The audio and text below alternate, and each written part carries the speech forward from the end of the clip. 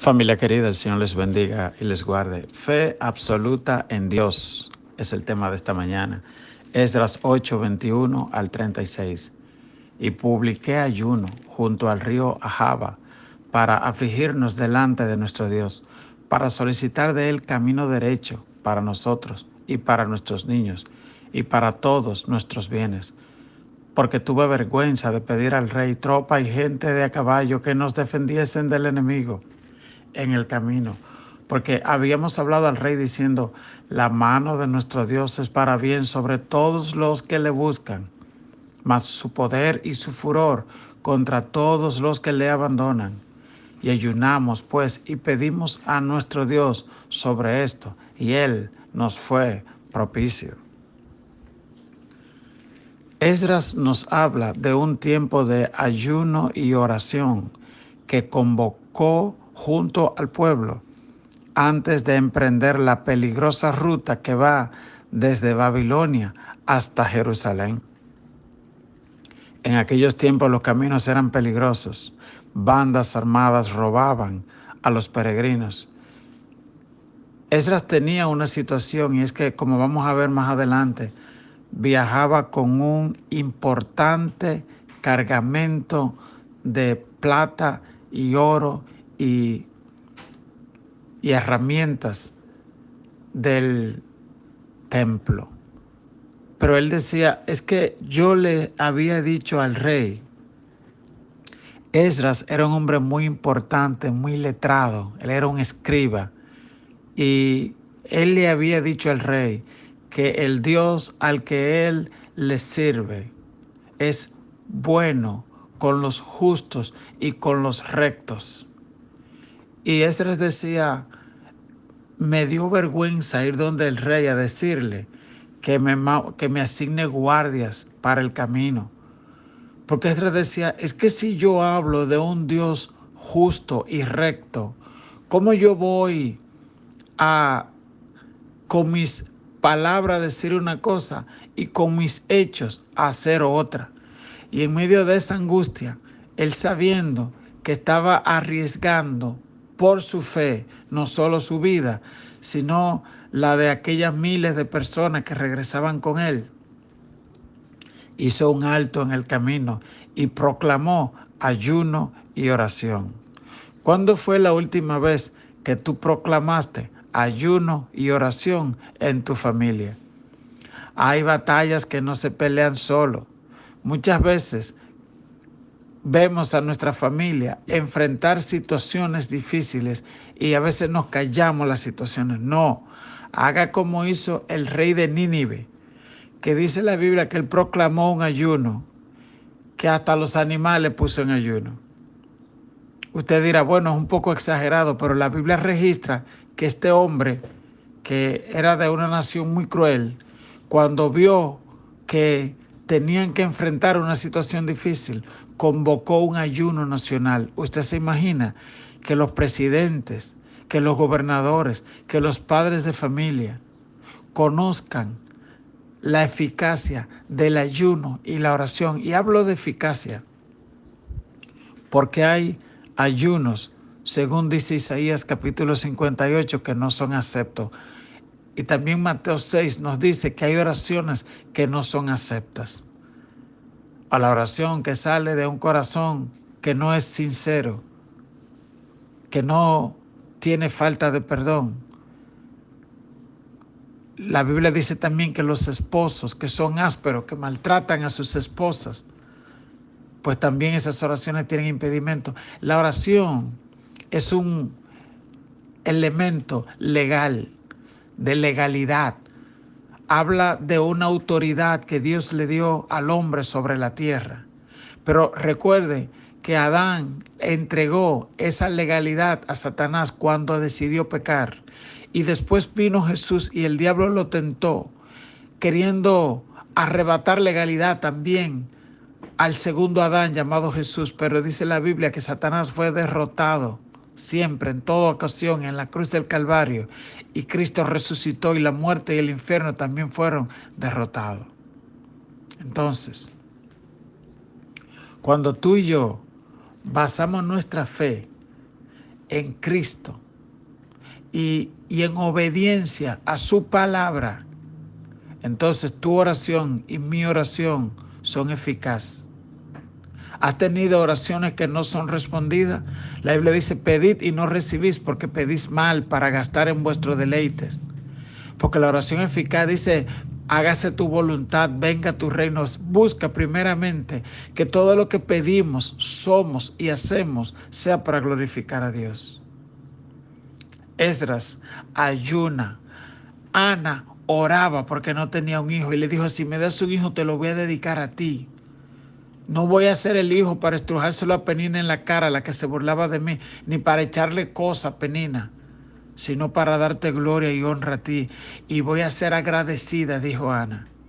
Ve, entonces, este hombre convoca este ayuno y esta oración. Y el verso 24 dice, y aparté luego a 12 de los principales de los sacerdotes, a Serebías y a Hasabías, y con ellos 10 de sus hermanos, y les pesé plata, el oro y los utensilios, ofrendas que para la casa de nuestro Dios habían ofrecido el rey y sus consejeros y sus príncipes y todo israelita allí presente.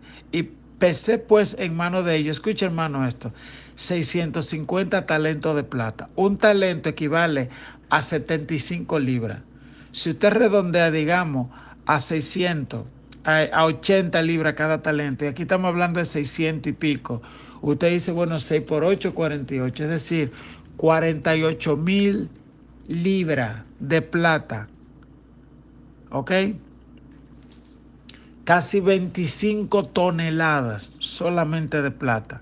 Ya usted ve la cantidad estruendosa, enorme, que aquellos reyes gentiles donaron para la casa de Dios, para construir, para edificar la casa de Dios, para el servicio de la casa de Dios. 48,000 libras de plata, sigue diciendo, y utensilios de plata por otros 100 talentos y 100 talentos de oro. De nuevo, 100 talentos de oro, usted lo multiplica por 75, 100 por 75, y estamos hablando de 7,500 libras de oro, y el oro se vende en onza. Es decir, este hombre estaba transportando un tesoro incalculable. Y por eso es que él dijo, necesito la protección de Dios, no solo por la vida de esta persona, sino por lo que se me ha encomendado. Dice el verso 28, y le dije, vosotros estáis consagrados a Jehová, son santos los utensilios y la plata y el oro, ofrenda voluntaria a Jehová, Dios de nuestros padres. Vigilad, guardadlo hasta que lo peséis delante de los príncipes, los sacerdotes y levitas y de los jefes de la casa paterna de Israel, en Jerusalén, en los aposentos de la casa paterna de Israel. Y los sacerdotes y los levitas recibieron el peso de la plata y del oro y los utensilios para traerlo a Jerusalén, casa de nuestro Dios.